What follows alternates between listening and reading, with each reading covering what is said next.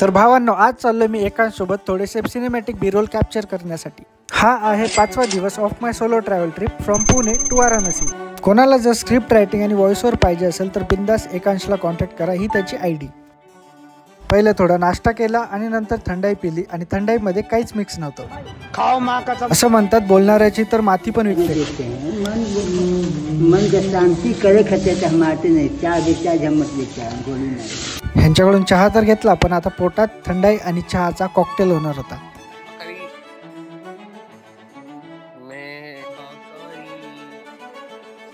इसमें सोना मिला, सोना चांदी मिला उसमें, सब गर्म हो जाता है।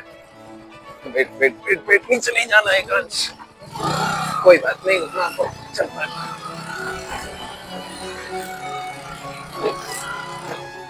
एकांशने आपल्याला इथे पण वाचवलं आणि वाराणसीच्या गल्ल्यांमध्ये पण, कारण की इथे राईड करणं काही सोपी गोष्ट नाही। नंतर आम्ही थोड्या भाज्या पण घेतल्या अम्मासाठी। भाज्या घेतल्यानंतर आम्ही गेलो घरी, तेव्हा तिथे भेटला हा आदी।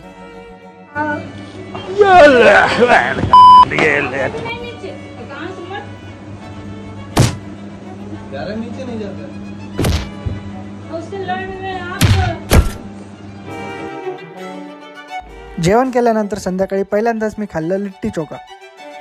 काय नाही, आपली दाळबट्टी असते ना, सेम तसंच वाटलं ते।